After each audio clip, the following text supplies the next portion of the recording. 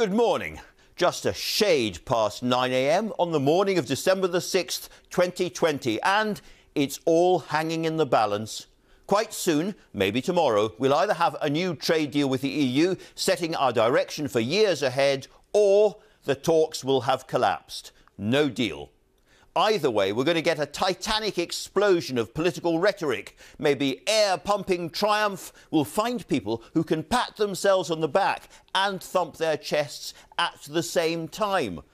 Or maybe it's the blame game. It was them, it was them, it was them. And frankly, in either case, it's all predictable. But what many of us will be asking is, hold on, what's the actual difference in terms of our lives between any deal likely to be struck and no deal at all?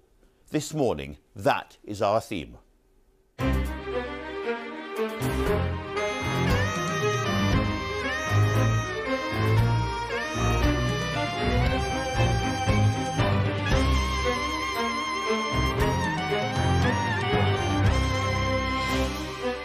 And as we wait, I'm joined by George Eustice, a long-term Brexiteer who as Environment Secretary represents thousands of farming and food businesses anxious about what's coming next.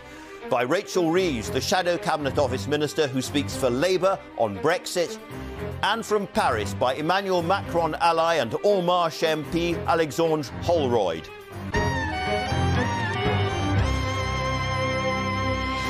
Meanwhile, of course, the other huge story is those COVID vaccines coming to save us. I'm joined by Dr. June Raine, who is head of the MHRA, is in charge of regulating them. And by Andrew Lloyd Webber, who took part in one of the trials and who believes a vaccine might save live theatre just in the nick of time. Back with Brexit, the news this morning is reviewed by Katy from the Spectator and Adam Fleming, our in-house Brexit expert and the BBC's Newscast presenter. All of that, and we'll get the very latest from our Europe editor Katy Adler in Brussels. But we begin with the news headlines from Roger Johnson. Andrew, thank you. Good morning. The UK's chief Brexit negotiator will travel to Brussels this morning to resume talks with the European Union about a trade deal. Both sides say significant differences still remain. One source described the talks as the last throw of the dice. Our political correspondent Chris Mason has this report. The Prime Minister on the phone last night trying to see if a Brexit trade deal is possible. He was talking to Ursula von der Leyen, the President of the European Commission. Big differences remain between the two sides. And afterwards she said, whilst recognising the seriousness of these differences, we agreed that a further effort should be undertaken by our negotiating teams to assess whether these issues can be resolved. This time yesterday, the EU's chief negotiator Michel Barnier was leaving London for Brussels. This morning, the UK's chief negotiator Lord Frost is doing the same. Talks will resume in the Belgian capital later. The mood does seem downbeat, but both sides still want a deal if they can get one. Often the darkest hour comes just before dawn, one person in government told me. But, bluntly, there is barely any time left, and there is an acknowledgement in Whitehall that there may be no deal, and with it, huge implications for how the UK trades with its nearest neighbours. 4.5 years on from the referendum, we are now approaching the end game. Chris Mason, BBC News. Hospitals will receive their first deliveries of the new coronavirus vaccine tomorrow as the UK prepares to begin its largest ever immunisation programme. The first injections are expected to be administered on Tuesday at 50 hospitals in England. Priority is for those over 80 years old, care home workers and NHS staff. The Duke and Duchess of Cambridge are beginning a tour across Britain by train to personally thank key workers. During the 3-day trip, they will be greeted at pre-arranged stops by care home staff, school children and volunteers. A Kensington Palace spokesperson said that they were looking forward to shining a spotlight on the incredible work that has been done. And that's it from me. They're the main stories this morning. The next news here on BBC One is at 1 o'clock. Back to you, Andrew. Very many thanks for that. Now, you heard the phrase last throw of the dice in Chris Mason's report, and it's a phrase that has occurred to the back benches of a few of the Sunday newspapers. There's the Sunday Telegraph picture of Boris Johnson on the call to Ursula von der Leyen. Final throw of the dice, it says. Oh, the Express. Final throw of the dice. The Sunday Times, Cabinet backs Johnson over no-deal Brexit. We'll be talking a lot about that in the course of the programme. The Observer has a different take. It says that military planes are being requisitioned to fly vaccines into Britain to avoid ports being hit by Brexit. So bring the Brexit story and the vaccine story together. But who is going to take the vaccine? Lots of people are saying they won't. And so it's very important that big figures make sure that they boost our confidence in the vaccine. The Queen will get the vaccine within weeks, reports the Mail on Sunday. But what about the rest of us? Well, the Sunday Mirror has a lineup of people, including Michael Palin, old Parkinson there, Greville Hall of Strictly, Bob Geldof. I can't see them all. They're all going to get the jab. No one's asked me. However, as we've been saying, the real action turns to Brussels this morning. That's where the British negotiating team is heading right now, and that is where our Europe editor, Katya Adler, joins me. Katya, thanks for being there this morning. I suppose the first question for you, from your perspective in Brussels, is how much of this is theatre and how much is real? Such a good question, Andrew, and the answer is we don't really know. It could be charade. It could be real. There are definitely still real differences between the two sides. My guess, my gut instinct is it's a mixture of both. I think today we've all got our Hercule Poirot, Miss Marple outfits on, at least metaphorically. It's not just us journalists that want to know exactly what's going on and what's going to happen. It's our viewers, the general public. You know, as we count down to the end of the transition period, this is where we will find out what Brexit really means, to what extent you can take back full control over waters and borders and so on. But also during the week, I think the UK and the EU were scouring each other for clues as well. Are they going to budge? Are they going to move? And last night, after that joint statement from the Prime Minister and the European Commission President, Ursula von der Leyen, we had the same things from the two sides again. The UK saying there will be no deal now when we negotiate until Monday night unless the EU finally get the whole idea of post-Brexit sovereignty. And the EU side was saying to me, well, on Monday night, that'll be it. There will be no deal unless the UK wakes up and recognises to get this preferential access to our single market as a non-member state, they need to sign up to fair competition rules. But you could say, Andrew, and I'm tempted to say that, why shout that so loud? The negotiators definitely know that from each other by now. They've been saying the same thing for months. So maybe this is more for the domestic audiences, for the UK to reassure voters and ardent Brexiters back at home, for the EU to say to nervous member states, we are fighting for your rights till the end, just before a deal is agreed. Very interesting, Katya. Briefly, we've seen what the British papers are saying about it this morning. What's the view of continental journalists? Well, European papers are less obsessed with Brexit than we are. But I can tell you what's not in the newspapers, Andrew. What we're not seeing are German car makers front and centre on the front page of German newspapers saying to their government, you've got to do this deal, otherwise we're going to lose out on business with the UK. That is what leading Brexiters suggested would happen, that Germany needs the deal.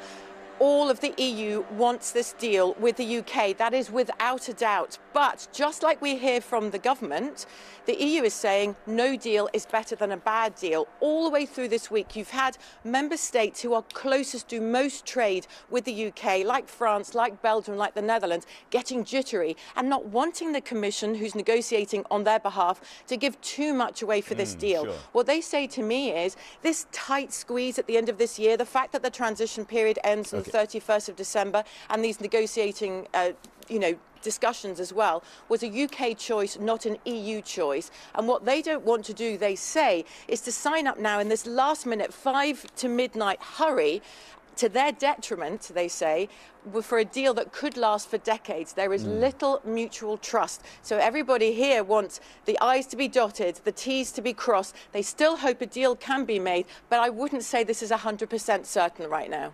Katya, thank you so much. You've got a long day ahead, so thanks for joining us. I'm now talking to Adam Fleming, who is our resident Brexit expert, and to Katy Balls of The Spectator. Welcome to you both.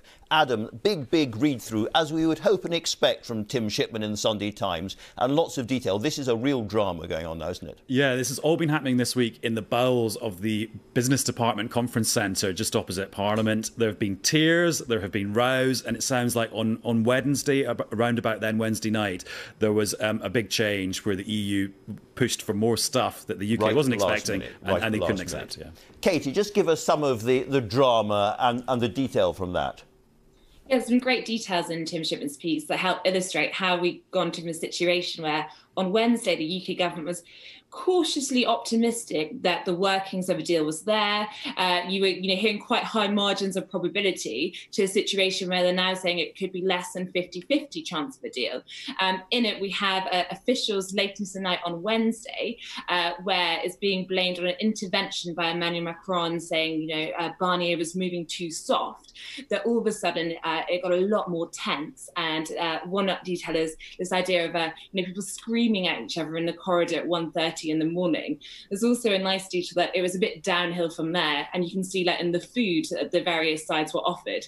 So you went from gourmet pizzas, in the middle of the week to what's described as manky sandwiches by the end of it.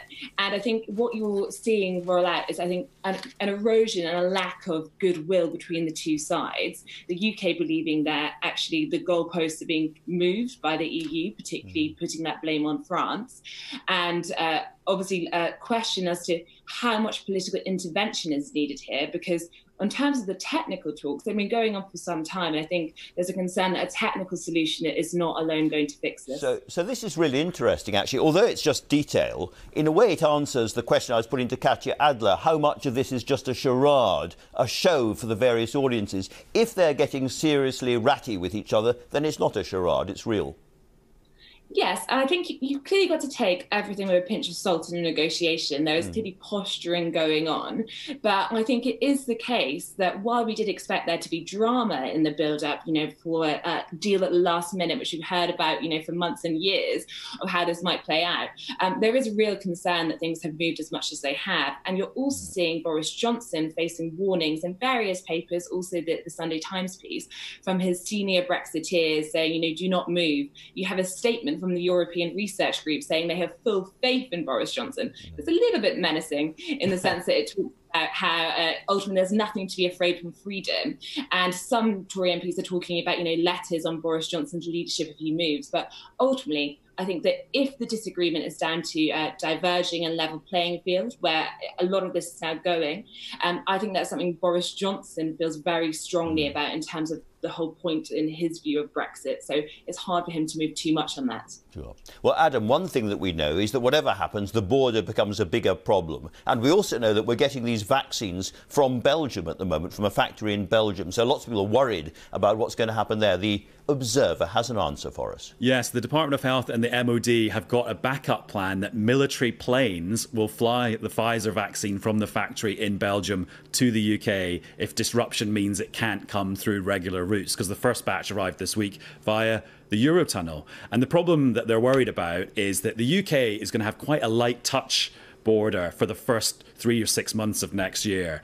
So the concern is whether there's a much less light touch border in France and Belgium. That creates disruption on that sort of conveyor belt of trade across the channel. And these are vaccines that have to be kept very, very cold. Now, the other big issue that's all over the front pages of the papers, who's going to take them? It's a very worrying poll from the point of view of the vaccine industry, if you like, in the Observer, which suggests, I think, that 35% of people in Britain say they won't take the vaccine. Quite remarkable. And that, I suppose, is why the Queen is getting involved.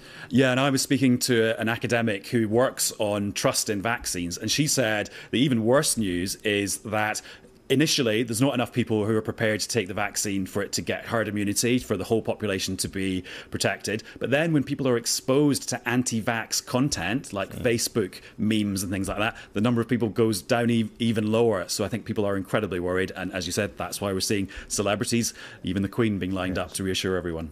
And Katy, I was reading that closely, and it doesn't seem to be that the Queen will actually be filmed having the vaccine, but we will be told afterwards that she and the Duke of Edinburgh have done so. And it's not the first time that the Queen has, as it were, used her own family as advertisement for an important vaccine. Exactly. If you look at when the Queen spoke about her children being vaccinated previously, I think that it's a step too far, it seems, for Her Majesty to be vaccinated live on television. But it does point to, I think, a general drive by the government, and it's touched on the Men on Sunday, but also an interview Matt Hancock gives to the Sunday Telegraph, where he talks about getting all these great non-Nigerians out there, so influential 90-somethings, to start saying they are taking the jab. And that is, I think, one of the key ways the government hopes to, in a way, deal with some of this vaccine scepticism. I think, though, there's another, I suppose, a carrot or stick. This is the carrot Matt Hancock is pointing towards, which is he is saying in this interview that if the vaccine rollout goes to plan, the quicker the vaccine is rolled out, the quicker you will be able to rid the country of many of these restrictions. So Matt Hancock, the Health Secretary, is seen as the chief dove to a degree in support of restrictions, talking about a way where you could actually get rid of them full stop, potentially. And I think that there's almost a drive to say, you know, there is light at the end of the tunnel, but the really important thing to look at in terms of vaccines and return to normality is, yes, the Pfizer vaccine is approved, but it's the Oxford vaccine that the UK government really needs to also be approved for there to be enough doses for everyone. And the Health Secretary says that could happen within weeks. So the candle of optimism flickering wanly in the darkest days of December. Adam, now you're smiling kindly because we've nailed you to the floor. We're not letting you away until you have helped explain for us what is the difference between deal and no deal. We've talked about businesses and jobs and the car industry and so forth, but what about the rest of us? What about things like people who want to travel abroad for their holidays? Yeah, it's confusing, and UK officials say that actually the difference between a deal and no deal is only about 20%. 80% of the stuff will change anyway, and we'll have to get used to it. So in terms of travel, I think the big things that people will notice is that you won't need a visa to go to the EU on holiday, but you may need a work permit or a visa if you're going for work purposes to the EU, and you will only be able to stay for 90 days out of every 180-day period on that visa-free scheme. So you won't be able to go for months and months and months and months. But if I want to go on holiday, I just use my normal passport, and if I fall ill, there'll be no problem, or will there? Well, you will need to make sure you've got 6 months validity left on your passport. If you go on holiday next year and you've only got a couple of months left, then you might be turned back at the border when you arrive. Also, expect to be asked more questions about how long you're going to stay. Do you have a return ticket? Do you have enough money to support yourself while you're in the EU? And of course, you'll be in a different queue. And what about my faithful mutt, Fido, or in my case, Baxter? Baxter wants to come on holiday in the south of France, apparently. Is it going to be harder for poor Baxter? It is, because pet passports are disappearing for Brits and British pets on the 1st of January. So if you want to take your dog, your cat or your ferret, because they're covered by pet passports as well, you will have to take them to the vet 4 months before you want to travel to make sure they've got the right vaccines again, and the right certification. Now, if there is a deal in the next couple of days, there might be something in that that could streamline the pet travel process as part of the chapter about animal and livestock health. But it would only streamline it. It wouldn't be going back to the good old days, as some people would say, of pet passports. Well, I keep my ferrets down my trousers, so nobody will notice. But what about people who have property abroad, who want to go to their houses? Are they going to be affected? Well, I mean, it doesn't change your rights to own property in another EU country, especially if you own it now.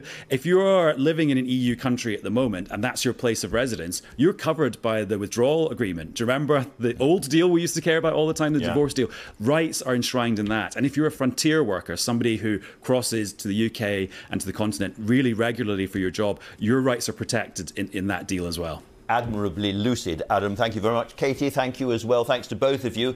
It's possible to be so exercised about politics and these talks that you come to think they affect absolutely everything. In fact, I can tell you they don't. Whatever Michel Barnier and Lord Frost agree, it will not affect the weather, which has been very cold. Over to Chris Fawkes. Chris.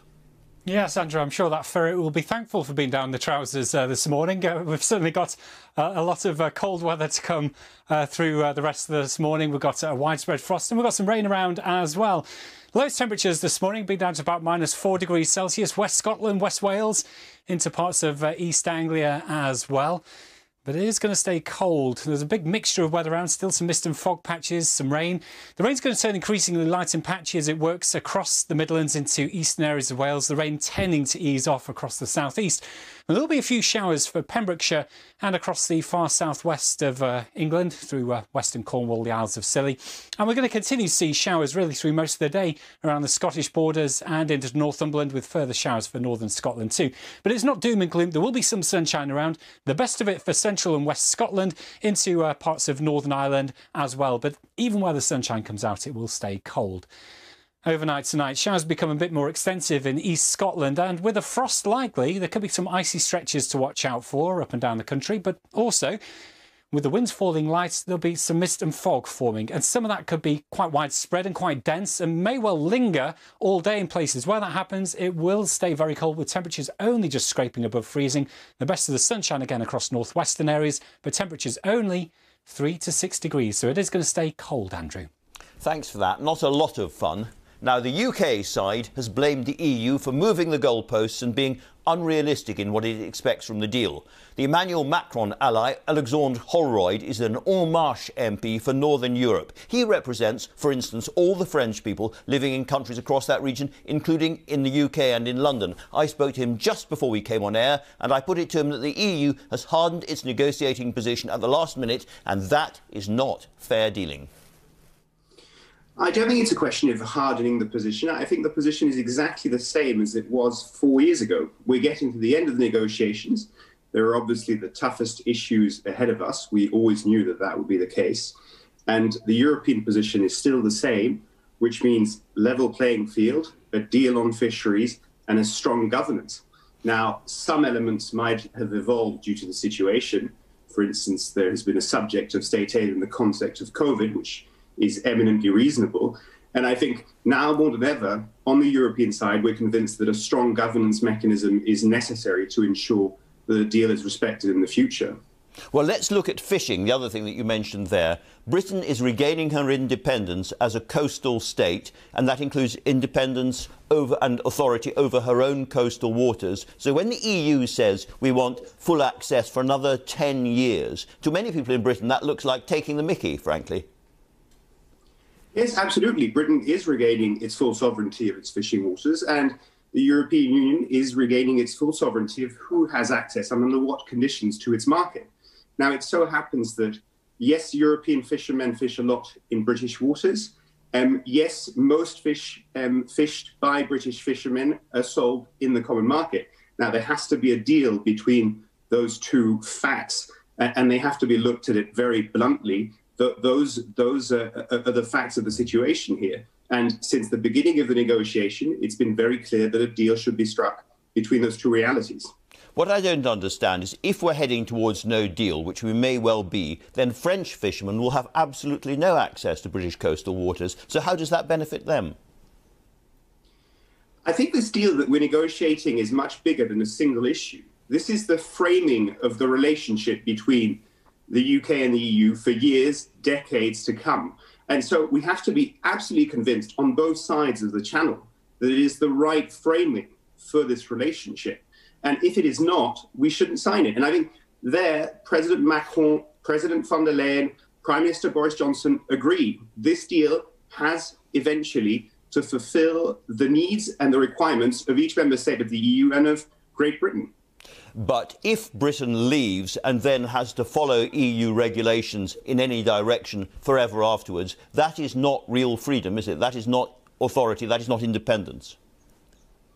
Britain has its full independence to make its decision. It has its full independence to sign a deal or to not sign a deal. It has negotiated this deal for 3 years. That is what sovereignty looks like. It's the ability to negotiate and to make an informed decision. If Mr Barnier, negotiating for the EU, does compromise over the next couple of days, will France veto the whole agreement? I find this question of veto quite puzzling.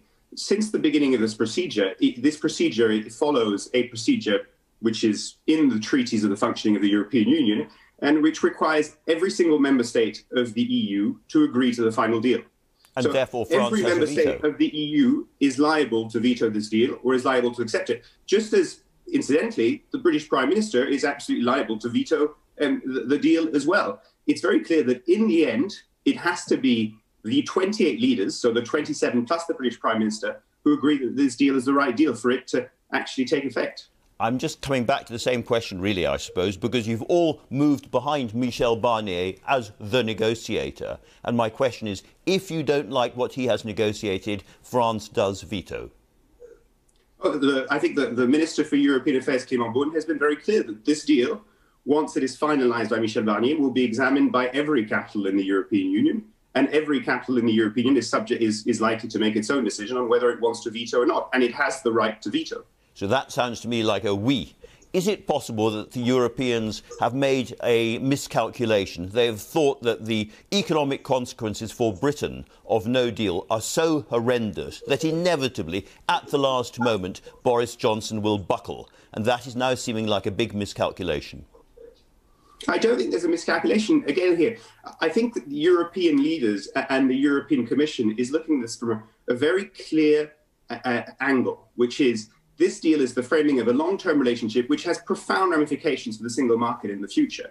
And it has to be a good deal. It is not worth signing a deal which has negative consequences in the long term for the single market. And we've been very clear on the European side about this since the very beginning of the negotiation. Nothing has changed. Perhaps the country we should be talking about this morning is not France, is not Britain, but is Ireland, because they are going to get caught up in the crossfire of no deal, no fault of their own. They may blame the British for Brexit, but they may in the future also blame France if they are left out of this. This deal is about the future, and we believe in Europe that the future is a strong common market and is a strong European Union. We cannot have a deal which undermines that. It's just as simple as that. Mr Holroyd, thanks very much indeed for joining us this morning. Thank you. Now, Rachel Reeves is the Shadow Cabinet Office Minister and speaks for the Labour Party on Brexit. Rachel Reeves, welcome. Good morning. Good morning. You've said the British people were promised a deal, and with time running out, we urge both sides to get on with reaching an agreement. That sounds like you favour a deal at any cost. We want a deal. The British people want a deal. That is what they were promised less than a year ago in the general election. The government sources are overnight saying it's the last throw of the dice.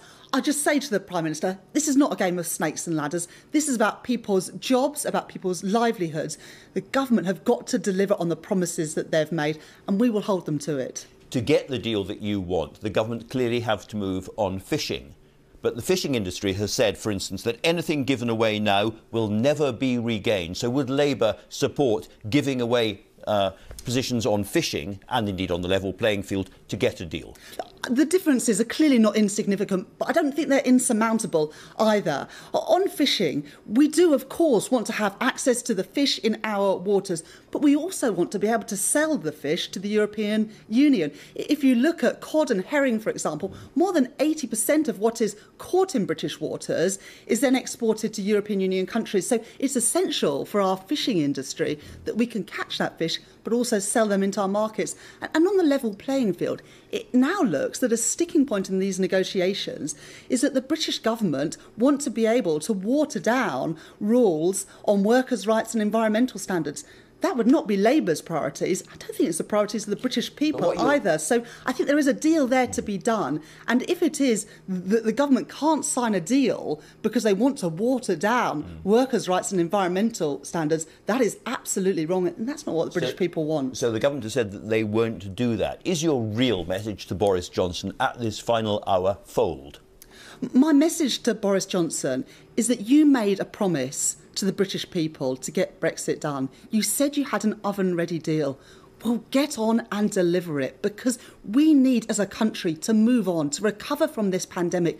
We don't want these painful negotiations to be going on into next year as well. We want this finished because we want to move on as a country. If he brings deal back, will Labour back it in the House of Commons?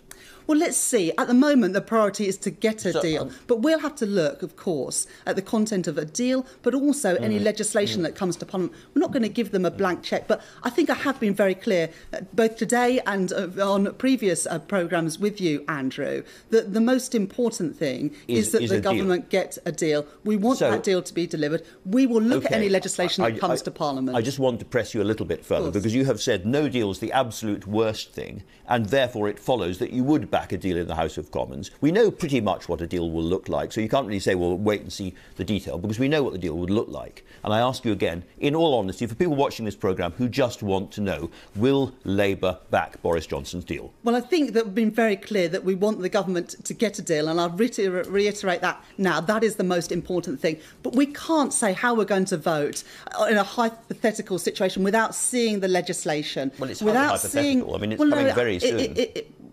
Well, we hope it's coming very soon, Andrew. We don't know that. And actually, the most important thing today is to put pressure on the government to get a deal done. We will look at the content of any legislation and make our minds up based on that. You know, the Prime Minister, it seems, doesn't even read his withdrawal agreement and Northern Ireland Protocol. That's not the Labour way. Keir Starmer and myself will make sure that we understand the implications of any legislation before voting on it. There's a basic logic here, though, Rachel Reeves, which is you've said no deal will be worst possible outcome, and therefore a deal has to happen. And if a deal has to happen to avoid no deal, why would you not back it in the House of Commons? Surely it's logic. Look, we want the government to get a deal, but we would need to see the contents of any deal or any legislation before we sign on the dotted line. But I think I've given a clear indication that we want a deal. We want the government to get a deal because we think that is in our national interest. And Labour will always vote and act in the national interest. But we're not going to give a blank cheque to the government. And I think, about national interest, Gordon Brown, former leader of the Labour Party, has said that no deal would put Britain at economic war with Europe. Do you agree with him? I think that no deal would be a disaster in so many ways for our country. It would mean 40% tariffs on lamb exports. It would mean 10% tariffs on car exports. There are farmers who would go to the wall. And you've got George Eustice on the programme later this morning. Sure, he seems relaxed about no deal. Well, the farmers I talk to, the people in our automotive sector I talk to, they're not relaxed about no deal. It would be disastrous and have catastrophic consequences for our economy. And that is what the Office for Budget Responsibility say as well. They say there'd be a further 2% hit to our GDP, a 1 percentage point increase in unemployment, 1.5% extra on inflation. All of that may be true, but you are in a sense trapped because you hate the idea of no deal. But this is what your leader has said about this deal. He said his deal is a very, very bad deal. This is going to shatter our economic model, move it to an American-style economy, deregulate it. That'll be terrible for working people. And you may well find yourselves in the position of voting for a deal that will be terrible for working people and have economically disastrous consequences. The choice that we face now as a country is that there are two paths: to either trade from the 1st of January with a deal or without one. And one of those, no deal, I do think is catastrophically bad for our economy. So we're not in a position now. We're not in the position now, Andrew, to extend the path like we were in the last Parliament, to ask the government to go back and get a better deal. So, look, we will look at the content, and I'm not going to say how we're going to vote on something before even seeing it. That would be wrong, and you would call me out for it. But we want the government to get a deal. I still think you're going to have to vote for it. I still think you're going to have to vote for it. I hope that we are in a position where we have a choice.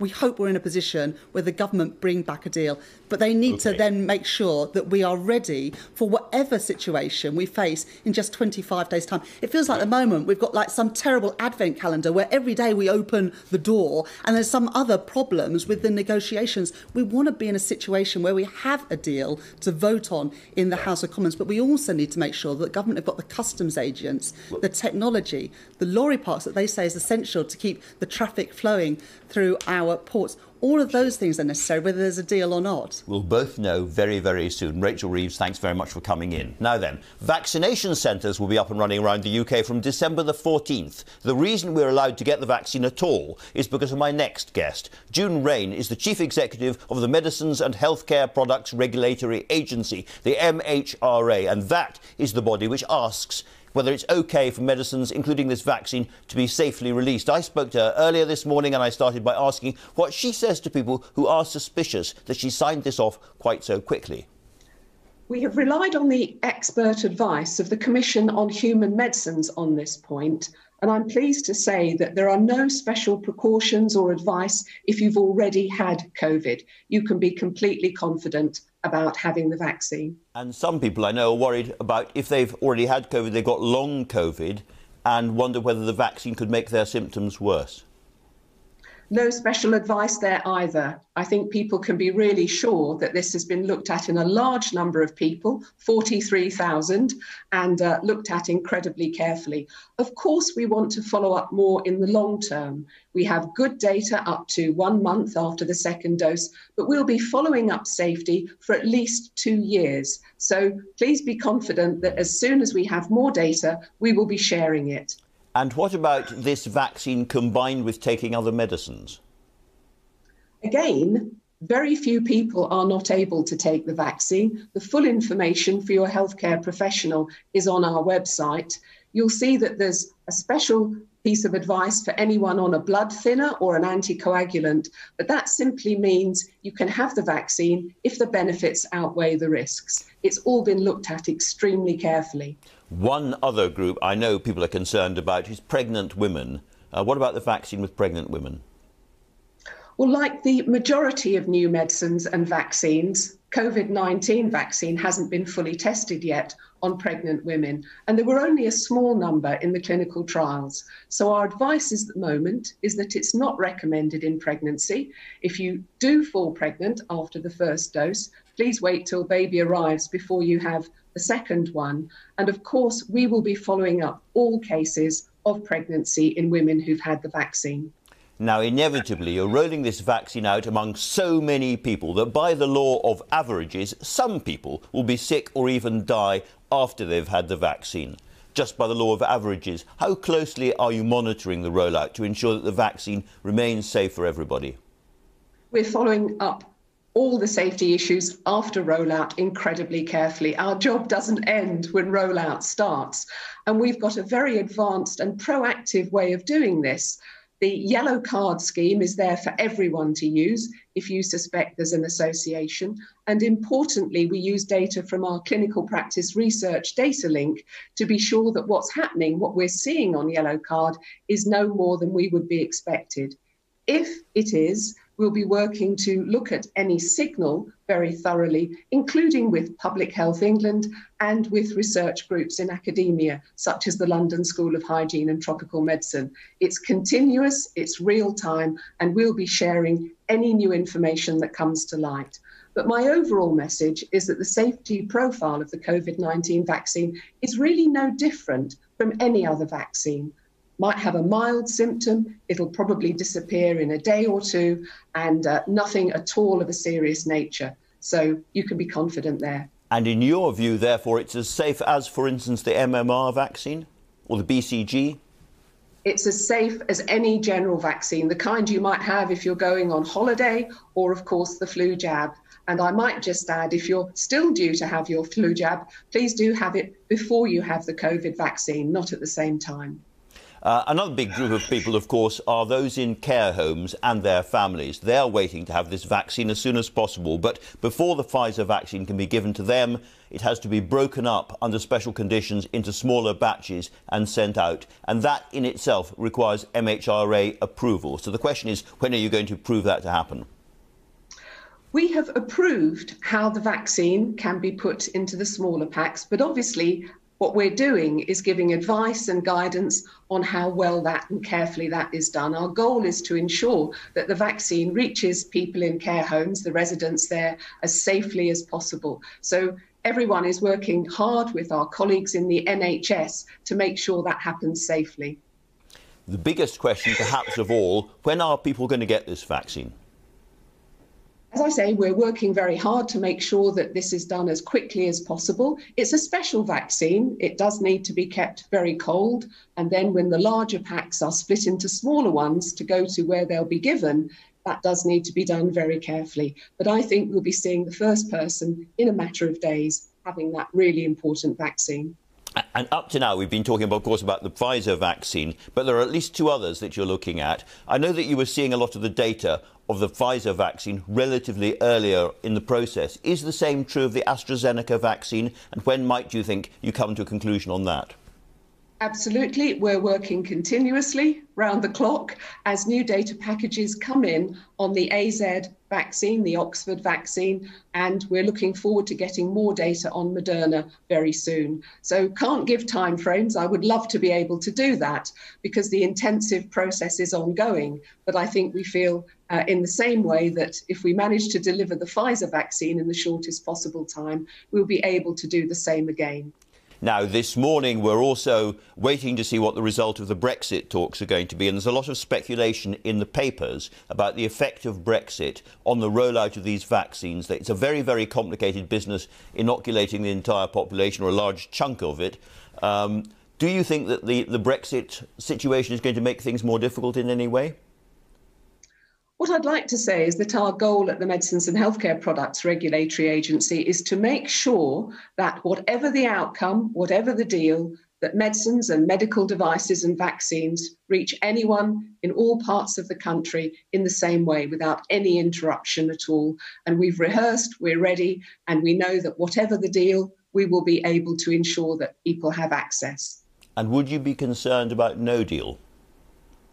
As I say, we've practiced, we are ready, we are fully prepared for any possible outcome. And our goal is very clear to make sure that medicines and medical devices and vaccines get to those who need them, patients and the healthcare system, without any interruption whatever. Dr. Raine, you have spent your life promoting and defending vaccines, and we now read in the papers that a very high proportion of British people say they might not have this vaccine. How important is the public health message now going forward to ensure that as many people as possible actually take it? It's vitally important, and I would really like to emphasise that the highest standards of scrutiny of safety and of effectiveness and quality have been met, international standards. And so there should be real confidence in the rigour of our approval. More than that, our Commission on Human Medicines has scrutinised every piece of data too. So there should be no doubt whatever that this is a very safe and highly effective vaccine. It will help us turn the corner. There's really not one of us who hasn't been affected by this pandemic. And our organisation, like every other, has been completely focused on doing our job to be able to help defeat this terrible disease. You are clearly a very calm and focused scientific operator, but nonetheless, the weight of responsibility on your shoulders must have been absolutely immense. We now read that the Queen is going to take the vaccine and tell us afterwards when she's taken it. How have you coped with the last few weeks? Because you have now become a global figure, not something you probably expected later in your career. I'm proud, I'm honoured. I think that news that you've just given us is humbling, and it's everything that we're here to do at the MHRA. We're a public health organisation. We work as full partners, if I can say, in the public health family, and our goal is totally to protect every member of the population, Her Majesty, of course, as well. Dr. June Raine, it has been a great privilege to have you on the show this morning. Thanks so much. Thank you so much. The news on vaccine breakthroughs convinced Andrew Lloyd Webber to announce this weekend that all his major theatres will reopen by the summer. He's even going to premiere a brand new musical which will preview as soon as April. Lloyd Webber was a volunteer on the Oxford vaccine trial. He had the jab and believes that as a result of the scientific progress, all theatres will soon reopen safely. I asked him earlier how his involvement in that trial happened. Well, I went on the trial in June and had my first vaccine then, and it came about literally because I applied. I said I wanted to go on it, and they seemed to want somebody of my advanced age, and so I was taken on board. So I suppose you don't really know whether you've had the vaccine or a placebo, but I can ask you if you had any side effects. No, I haven't had any side effects whatsoever. So if I've had the vaccine, I can heartily recommend it as one that has absolutely no effect that you find ill at all. There's an if there, of course. Now, you are planning to bring back blockbusters and musicals to the West End by April, I think, including an entire new musical, Cinderella. Yes, well, my Cinderella, which was supposed to have opened last October, will now open in, well, actually, will open in May, but we'll start performing in April. But I think that's going to be the realistic time when I think things will start to get back to normal.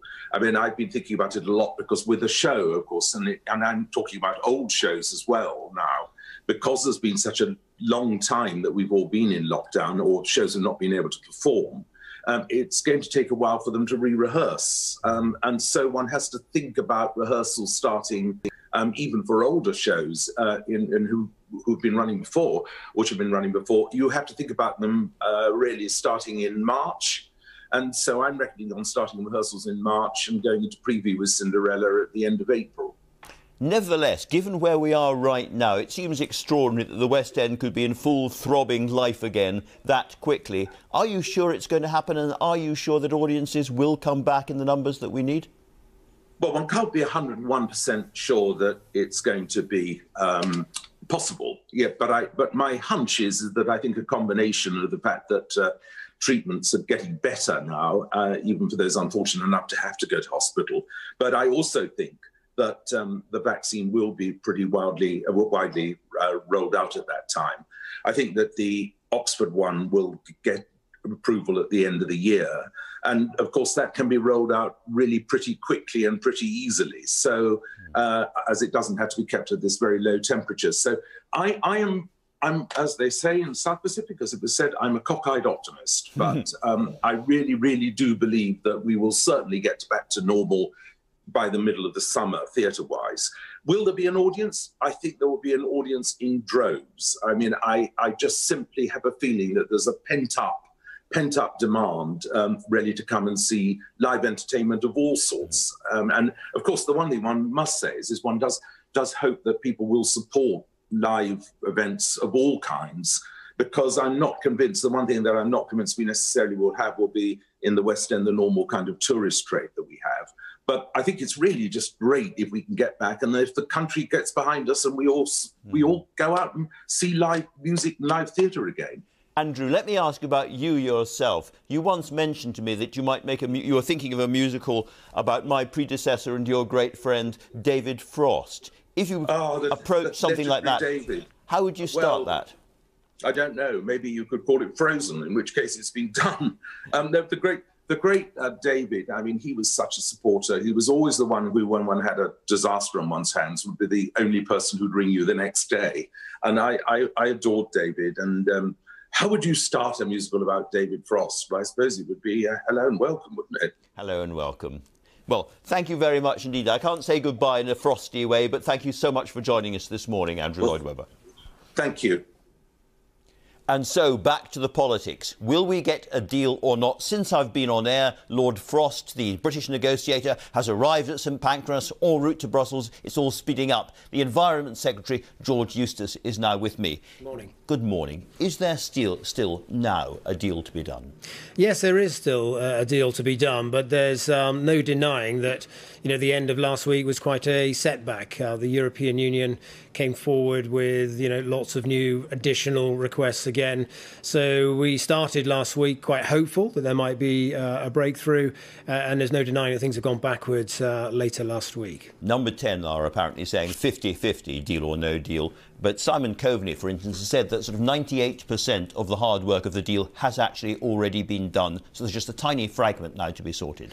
Yes, but the tiny fragment remains quite difficult and has been actually for some months. So it is the case that in many, many areas, the legal text is drafted and agreed by both sides and effectively put to bed. But the sticking points remain quite fundamental ones.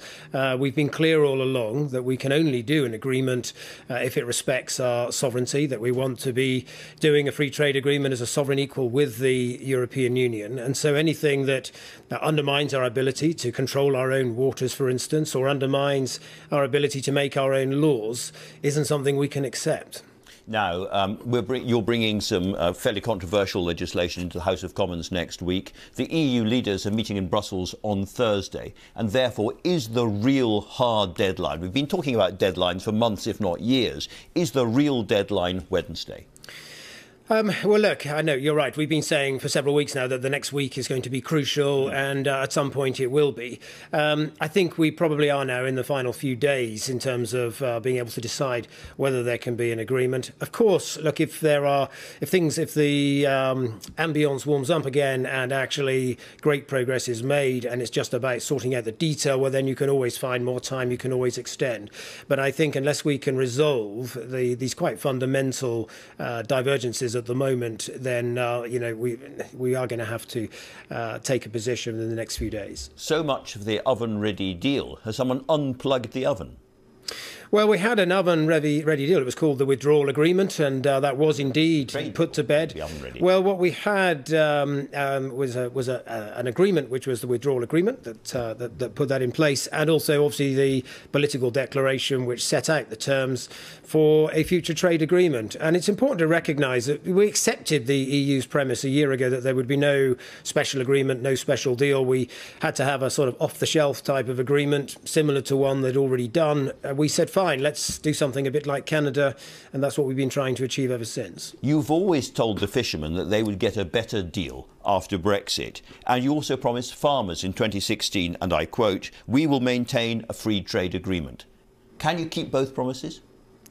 Well, we will see. But if there's, in time will tell. But we've got certain very clear principles here, which is we cannot be the only country in the world that doesn't control its own waters. Well, international law is very clear that you should control and manage your waters out to 200 miles or the median line, and we want to be able to do that, just like Norway or any other normal country. Well, let's talk in real terms about the haggle to be had about fishing, because Michel Barnier has offered the UK 15 to 18% of a bigger catch after the 1st of January, and the UK is asking for 80%. Now, between those two figures, surely some compromise number can be reached. Well, the space for a compromise is actually quite clear. There are precedents in fisheries negotiations. For instance, we do it quite regularly with the mackerel negotiations in the North Sea, to have a multi-annual agreement, maybe running for 3 years, where there's an understanding around a particular level of access and an understanding around sharing agreements. And you revisit the science to look at the health of the stock each year. There is a precedent for that. We're open to that sort of agreement. What we can't do, though, is have a position where there's some kind of wired into a treaty, kind of treaty obligation on access for the long term or in perpetuity. That goes against, flies in the face of international law. I mean, I sense the problem is that if we don't do some kind of compromise over fish, there will be no deal. And if there is no deal, the effect on the fishing industry and the fish processing industry, because of the tariffs, could be disastrous. I've got all the tariffs written down here, and they run up to 20%. Now, we've talked to fishermen, we've talked to fishing businesses across the UK, and they say that would be absolutely disastrous for them. Well, actually, for the main fish that we export, farmed salmon, for instance, it's only about 2 or 3%. That's only one. And on shellfish, it's about 8%. And those are the two fisheries products that we export most of. The highly processed fish, we don't actually export very much. Lobster, it's 12%. Frozen mackerel, it's 20%. We spoke to somebody called Ian Perks, who's a fish merchant in Brixham, and this is what he told us. We work, he said, on 8 to 10% margins. So when they put in this 20% tariff on processed scallops, the price of the fish has to drop by 20%, or we are out of the game. We haven't got room in our margins to make room for these tariffs. Well, or the price of fish rises, obviously, in the European Union because they wouldn't be able to get it from anywhere else, and that is actually what tends to happen. Less fish, then? Well, I think, actually, when we've discussed this with the fishing industry, on the main species we export, the levels of tariffs on fish, unlike agriculture, actually, the levels of tariff on fish are manageable, provided we, and the message from the fishing industry is really don't sell us out, don't sell the catching sector out on behalf of the processing sector. That's what the processors tell us. I think there's another point here on fishing, Andrew, which is that there's only about 5 EU member states that actually have an interest in catching our fish, and for them it's a tiny part of their economy. So this argument cuts. Well, they feel the same, just like us. They feel it's iconic, it's very important for these communities, that it's the mirror of what we're saying here. And they feel very, I mean, you know how strongly the French feel about it. Well, it's a big ask on German industry to say that they should, forfeit one of their most valuable export markets for the automotive sector, because... Big ask on our industry too, for the same reasons, isn't it? Big ask on our industry. It's why this ought to be resolvable, and why we've got a solution that should solve it. I'm sorry to jump in. You mentioned very helpfully agriculture just now. Now, Minette Batters, who you know is the NFU president, says, I've said throughout that a no deal is catastrophic for our industry. It's disastrous for food in the UK. We have 500 million consumers on our doorstep. 90% of our exports go to the EU, and we import a lot. So a trading relationship as free and frictionless as possible is in the best interests of farmers and consumers. You're going to throw all of that away for fishing? Well, the point about agriculture is there are some sectors that are exposed, in particular the sheep sector. Yes. But for many other sectors, as I explained previously on your programme, where we're a net importer, actually the impacts on British agriculture are quite different. Indeed, it creates some opportunities. But look, we are trying to get an agreement here. We're not asking for anything special from the European Union. We're just asking for a normal type of trade agreement, such as the one they put together with Canada. We're asking for a normal type of fisheries agreement, such as the one they have with countries like Norway. That's really not too much to ask, and we ought to therefore be able to get an agreement on that basis. Jumping from people who produce food to those of us who simply consume food, Ian Wright, who's CEO of the Food and Drink Federation, says no deal would cause deep damage to the UK's largest manufacturing industry and put at risk the choice, quality and affordability of food and drink available to UK shoppers and consumers. No deal will mean higher prices in the shops, and no deal will mean the shortage of some goods. Well, there would be some impact on prices, but the analysis that's been done by some of the people who've economically modelled this is it's quite modest, probably less than 2% as a result of tariffs. It would be higher on some things, such as beef and pork, but those make up a relatively small proportion of the overall average shopping basket. So you say 2%, but David Wells, who's Chief Executive of Logistics UK, says everyday household items we import will become more expensive under WTO tariffs, some by 30% or more, and because of WTO quotas, we could see restrictions on the products we import. I say again, higher food prices in the shops and the shortage of some, for instance, fruit and vegetables. Well, the modelling suggests actually that the impact of tariffs on food prices is quite modest. The big drivers of food prices are exchange rates and also fuel costs, and weather events also can have a big impact on food availability and food prices. But tariffs is a fairly modest element of the contribution to food prices. We've talked about one element of no deal, which is the tariffs, but also there's the paperwork and the hiccups and the things at the borders. And again, going back to our our fish processing man in Brixham, Ian Parks, he says, if the truck gets delayed by a hiccup in the paperwork or in a queue at border control, we know there will be queues, and if that fish doesn't meet the connecting truck in Boulogne, the order will be cancelled and we are left with thousands of pounds worth of fish sat in Boulogne. The really serious point is lots of people who do prepared fish products, scallops and lobsters and all the rest of it, need those to go through quickly through the borders, and that is going to stop happening, and lots of people are really, really worried our fish processing industry is going to be hammered, deal or no deal. Well, look, we've talked to a lot of the lead fish processors. In fact, there's about 400 companies that dominate that export trade. Most of them already export to other parts of the world, including the Far East and countries like South Korea. They're actually quite familiar with the paperwork that's required and quite familiar with how to do it properly. So they will need in future a catch certificate and an export health certificate. But most of them are quite experienced in doing that. See, every time I give you evidence from people who are on the front line running businesses or running federations, and they say it's not going to be okay, we're really worried, you simply say it's going to be okay, and people will be listening and watching as to whether it is okay, whether you're right about that. But the people on the front line think it absolutely won't be. Let's talk to, for instance, Tim Reardon, who's head of the UK exit for the port of Dover, and he said this about ministerial help on preparedness for Brexit. He says, who precisely needs to do what with what, and where and when they do need to do it, have still not yet been fully defined, and until they are defined, nobody can be in a position to get ready. This isn't a systems issue, it's a process one. In other words, it's a political issue. We've been clear from the beginning that there are certain things, such as customs declarations, customs procedures, that businesses will need to do, whether there's an agreement or not. So getting a so-called E or E number, which enables them to do customs procedures, is important. If they're exporting food of products of animal origin, they will need an export health certificate. that will be the case, whether there is an agreement or not. So there are lots of things that businesses know they will need, irrespective of whether there's an agreement.